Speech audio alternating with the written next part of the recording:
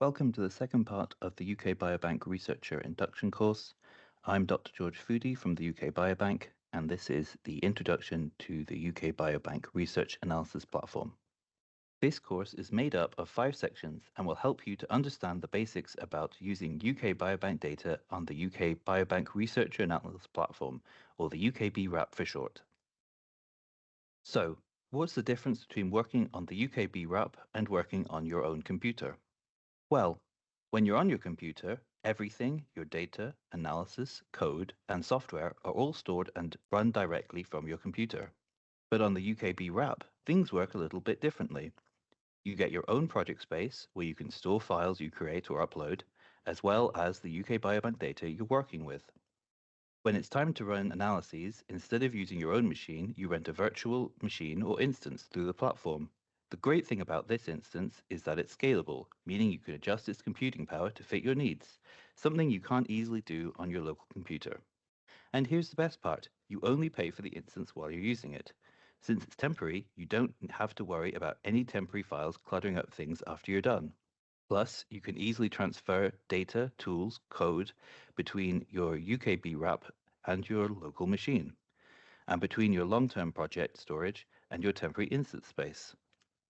There are many benefits to the research analysis platform. These include the fact that it's an online tool which allows researchers to access and analyze UK Biobank data from anywhere in the world. It's managed by DNAnexus and hosted by AWS, giving you reliable and secure cloud computing. One of the great things about the UKB-RAP is that researchers can store data at no cost with instant access to the latest data.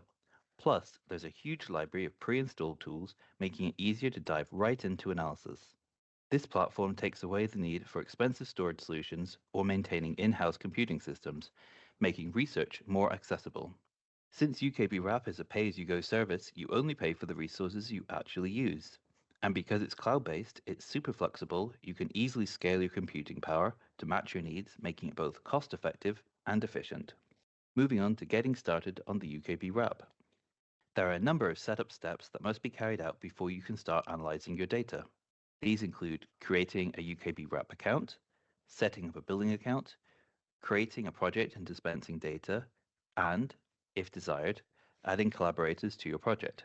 Before you get started, you will need to create an account on UK Biobank's Access Management System, or AMS for short.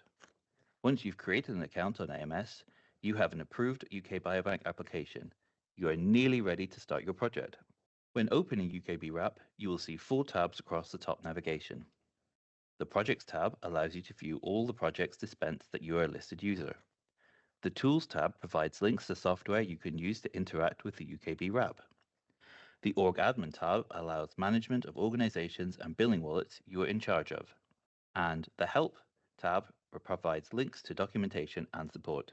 You can manage your user account here on the top right. On the UKB-RAP, all work takes place in the context of a project.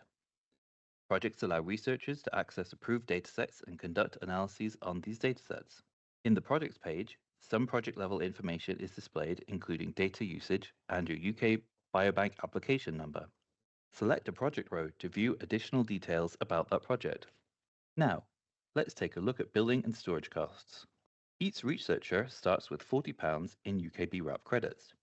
Once those are used up, you'll need to set up a wallet. To do this, simply click on Set Up Billing and you'll be guided through the process. These payments cover the costs for storage, downloads, and compute time. But don't worry, you won't be charged for storing any UK Biobank data that's been assigned to your project. Amazon Web Services sponsors that. You can check your project's costs anytime under the Settings tab. There you'll find details like storage, how much is sponsored by UK Biobank, and the storage you've added yourself. You'll also be able to see the monthly cost of that storage right next to it. When logging into UKB-RAP, you'll be directed to the Project tab. Here you can see all the projects you've been added to. In the right corner is the notifications icon and your profile dropdown. By clicking on your profile, it will take you to your user info. Under the Billing tab, you can see all the wallets that you have been added to. By selecting a wallet, you can see the spending limit and charges and can select one as your default wallet.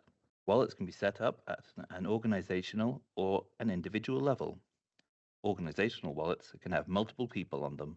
It is possible to change the billing details at a future point as well as track monthly costs and set up spending limits. To view the wallets you're in charge of, navigate back to the Org Admin tab. This shows the settings, billing info, and members and projects it funds. There is also support for researcher costs available. Eligible researchers can apply for additional credits through the UK Biobank Platform Credits Programme. These credits help to offset the costs of compute and storage in the UKB-RAP. There are two types of credits that eligible researchers can apply for: Getting Started credits and Enhanced credits. Getting Started credits are designed to allow you to explore the UKB-RAP, develop and test tools and methods, and undertake analysis to support your research project. This is a fixed amount of £1,000 valid for 1 year. Only one request for Getting Started credits is available per approved project. Enhanced credits are designed to support all or part of your research. They are subject to approval and may be awarded in multiples of £1,000. Multiple requests for enhanced credits can be made over the course of your research project, such that further requests can be made once the credits have been used. Here is the projects page. Clicking on a project will give you more details about it. To create a new project, just click the New Project button in the top right corner. This will open a pop-up window where you can fill in the project details. In this window, you can customize several things.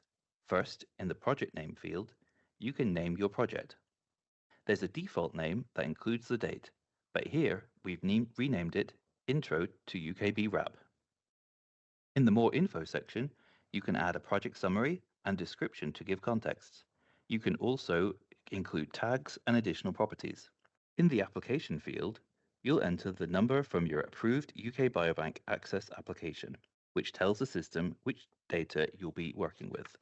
Next, choose which data to dispense. You can request either the tabular data and/or the bulk data.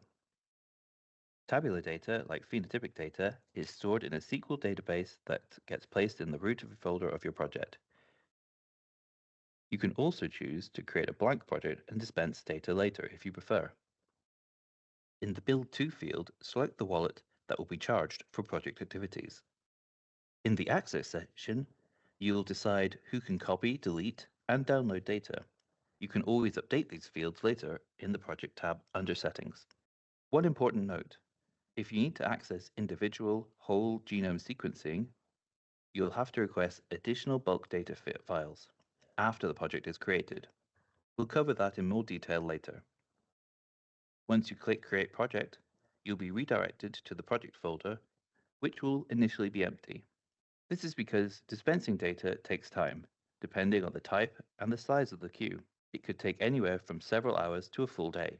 You can monitor the process by going back to the projects list, where you'll see the project status and how much data has been populated so far.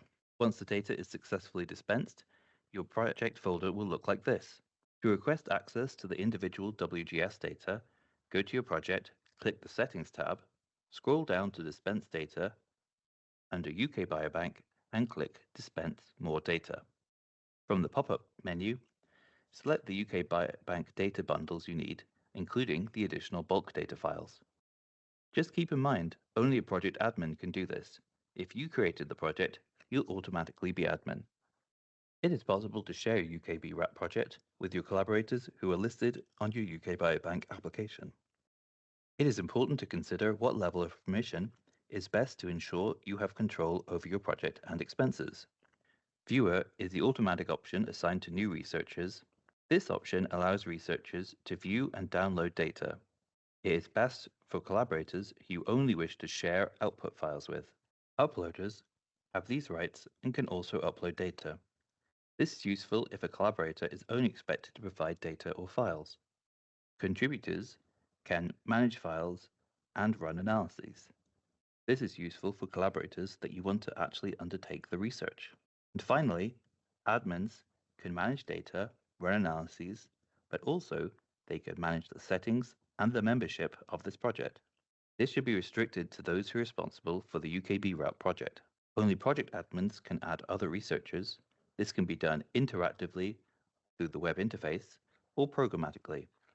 Admins can also remove users. Moving on to the data structure. In this section, let's explore how data is structured on the UKB-RAP. This includes the project basics, the metadata, and the cohort browser. When you select a project, it opens in the Manage tab. Here you'll see all the files in your project. On the left, you have the folder structure to help you navigate. The Add dropdown gives you several options to import data from various sources. You can also use the Add button to create new folders or to set up workflows interactively.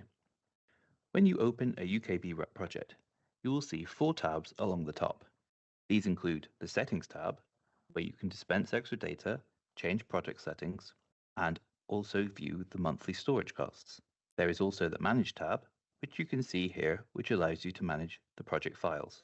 The Monitor tab allows you to view jobs associated with this project. The Visualize tab allows you to view files such as notebook and zipped files. The bulk folder contains UK Biobank bulk files, including genomics and imaging files. The contents will depend on the tier of your application. Individual level bulk files are generally organized into folders based on the file type and the first 2 numbers of the participant ID. There is a standard file name format, including the participant ID, the UK Biobank field, the instance, and the array. Note, you can only view up to 1,000 files in any folder through the web interface. Each file has a unique file ID. This is true for every file on the UKB-RAP, including those you create yourself. Files in the UKB-RAP can have the same name. They are instead uniquely identified by the file ID. Also in your project is the Showcase Metadata folder. The Showcase Metadata folder is in the top level of the project and can be accessed by clicking on it. This data contains all the files published by UK Biobank as described on the UK Biobank Showcase schema page. These files describe different aspects of the UK Biobank Showcase, including all fields available in the UK Biobank resource. Another important file is the data dictionary, shown here, which contains metadata about each of the data fields present in the researcher's project. Extracting the data dictionary is done using dx extract dataset on the command line. Some useful columns in the data dictionary are the entity, name, type, folder path, and title. UK Biobank entities are virtual tables that are linked to one another. The main entity is the participant table and corresponds to most of the phenotypic fields. Additional entities correspond to linked healthcare data. For example, entities starting with HESIN are hospital records, and entities starting with GP are GP records. The name relates to the field name, which is P followed by a number, underscore I followed by a number, underscore A followed by a number. Here, the P number refers to the field number, the I number refers to the instance, and the array number refers to the array. Folder path displays the path to the field data on the UKB-RAP. This takes on the same structure as the Showcase website, and so can be useful to find any information or resources about the data field.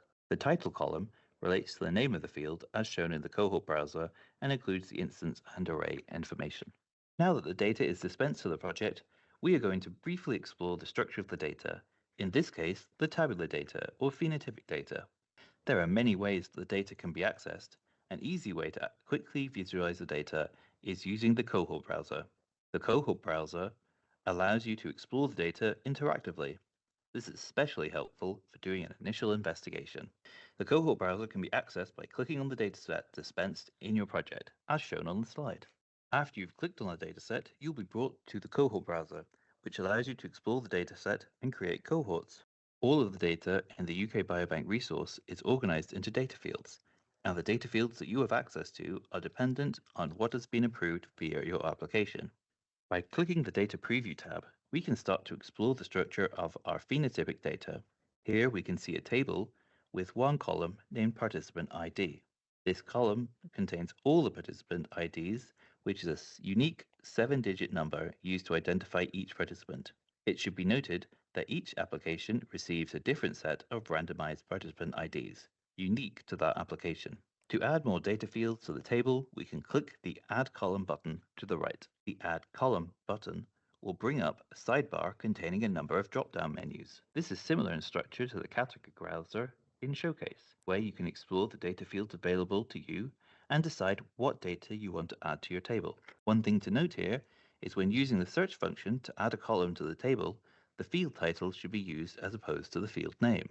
Here we are going to add a number of columns starting with age at recruitment. To do this, we can either navigate through the drop-down menus by going to population characteristics, baseline characteristics, and then to age at recruitment, as shown. Or we can search for age at recruitment in the search bar. Once you've found the data field you want to add, you can see more information about it by clicking on it. This information includes the entity, category, value type, units, and a link. This link will take you to the data field on Showcase, which provides loads of useful information about the data. Once you are happy that you want to add this field to your table, click Add to Data Preview. The resulting table will look like this. You can add multiple columns and filters to your cohort, which you can then save for further analysis. As mentioned before, certain fields have arrays and instances. In this field, instances refer to the assessment or visit. Instances start at 0. Arrays capture the measurement taken at this. So, for example, the measurement in this field was taken on the first visit and is a second measurement. You can add filters to your cohort. When you're happy with the cohort that you've created, you can save the cohort. It is also possible to combine and compare multiple cohorts that you've previously saved. For Tier 3 projects, there is a genomics browser based on the whole exome sequencing data. You can use this to browse summary statistics about each variant and to filter your cohort based on SNPs. Moving on to interacting with the UKB-RAP. The UKB-RAP offers several ways to interact with your data, including JupyterLab, RStudio, and terminal interfaces. You can also use UKB-RAP with Docker, making it flexible for different workflows. There are plenty of tools and tutorials available to help you develop apps, applets, and workflows in the UKB-RAP environment. These can be easily scaled and run in parallel across many cores. You can monitor jobs through the command line or interactively through the Monitor tab on your project. Plus, you have the option to create snapshots and workflows of your current RStudio or JupyterLab environment. The tools library is extensive and includes common apps and pipelines for working with imaging, statistical, and genomics data. One often used tool in the tools library is the Table Exporter. Table Exporter is an app that allows the extraction of UK Biobank tabular data to a CSV. Table Exporter can work with data that has been previously filtered using Cohort Browser. If working with a filtered cohort, you just select it in the cohort section. Alternatively, you can select the entire dataset and select specific fields. Also, you must specify which fields the entities are in. For example, to export the participant ID and the sex of each participant, please specify the participant entity and the field names, which here are EID and P31. You can also use the table exporter to access other entities in the dataset, for example, GP and hospital record tables, and the OTLINKS proteomic data. The dataset dictionary mentioned earlier is a useful tool for finding the relevant field names and entity names to use in Table Exporter. Table Exporter can be run interactively through the web interface or run programmatically using the DX Run Table Exporter. One common way to access and analyze the data is using JupyterLab. There are a number of options for features with different packages pre-installed. For example, common Python and R analysis packages, packages for image processing, and packages for machine learning. If you have a license, you can work with Stata in JupyterLab. You can also open JupyterLab with a Spark cluster. If you have other packages and tools you want to work with, you can install these and save a snapshot of your session to save installing them again. Once JupyterLab has opened, you can run it in Python, Bash, or R. On the left, you can see your DNNXS project storage and the temporary JupyterLab instance storage. The instance storage only exists while the JupyterLab is in session. You can download data from your DNNXS project storage to your instance using the DNNXS utilities DX download. You can also save from your instance to your project with DX upload. You can interact with the dataset in Python using PySpark or DXData, a package specifically written for DNNXS. In R, you can do this through Sparkler. DXData allows you to explore the metadata attributes of a field, for example, the fields in coding. To launch RStudio, select RStudio from the Tools drop-down list. Start a new RStudio and select the relevant project. Once RStudio has launched, start a new session. RStudio comes with a number of pre-installed common packages, and it is possible to save a workspace to avoid reinstalling common packages. In the same way as JupyterLab, you should download and upload data and files to your project workspace using dxdownload and dxupload. The RStudio instance is temporary and any files will be deleted once the instance is terminated. To terminate the instance, click Terminate in the top right corner. RStudio doesn't have an automatic timeout, so therefore it is essential to remember to terminate your instance. DNXus has developed its own toolkit, the DX Toolkit, which is installed in all UKB-RAP instances to allow you to interact with the UK Biobank data. You can also use the DX Toolkit to interact with the UKB-RAP from your computer terminal. There are a number of functions of the DX Toolkit, some of which you can see here. Working on the UKB-RAP. The UKB-RAP allows you to adapt it to your needs. In this final section, we'll talk about scalability, managing costs, adding and removing data, and researcher responsibility. Compute costs on the UKB-RAP are based on the resources that you use and how long you use them. Tools provided by DNXus, and any tools that you create yourself, can be scaled. JupyterLab provides a clear visual breakdown of how to scale jobs and job costs, but this applies to all tools and jobs on the UKB-RAP. For example, we can alter the priority settings. There are 3 priority settings available: low, normal, or high. Low priority jobs only use spot instances. These are cheaper, however, they are slower to start and can be interrupted.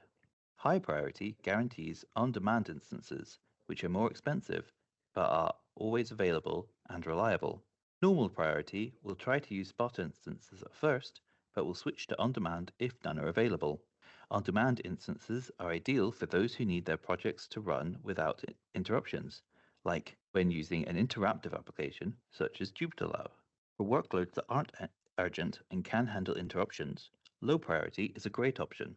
Instance type also impacts costs. This includes processing power, storage memory, and the number of cores available. Larger instances normally cost more. The rate card provides a detailed breakdown by instance and priority type. The Monitor tab of your project shows all the jobs submitted as part of the project. Here we can see the name of the job, its current state, the app used, who launched the job, the start, end, and duration times, as well as the cost. By selecting a job, you will see something similar to this. Here, we can see all the information, as well as the output files, input files, the command used, the instance, and the job ID. There is also a log file, which allows you to identify any potential errors in the code. This enables you to better understand your job costs and therefore improve efficiency. You can also terminate a job at any time by clicking the Terminate button.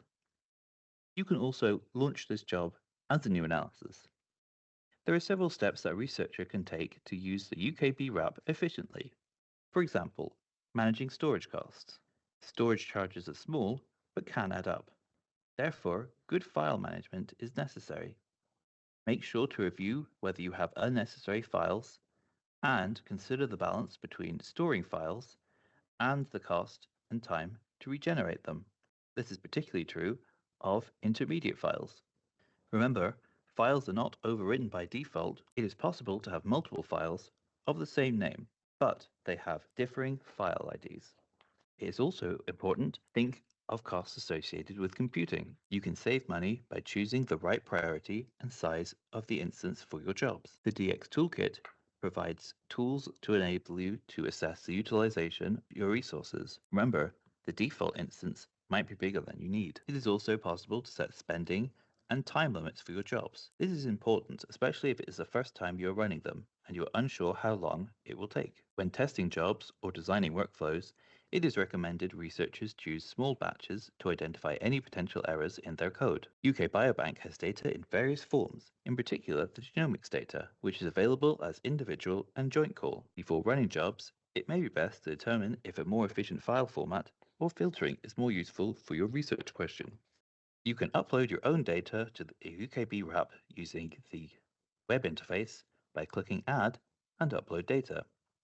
You can also use the DX upload command from the DX toolkit from your local computer. There are also several tools in the tools library, including URL Fetcher and AWS S3 Importer, to allow you to help upload files. Data can be copied between UKB-RAP projects under the same UK Biobank application ID for free. You can remove any summary level data from the UKB-RAP, including summary statistics and graphs for publication. You may not remove any individual level data, including variables you generate yourself. Particular care should be taken to not hard code any identifiable data, such as participant IDs, in data analysis files, code, or graphs generated in the analysis. It is possible to take out results from the UKB-RAP through both the web interface by selecting the file and using the download button. It is also possible to remove results using the DX toolkit from your local computer.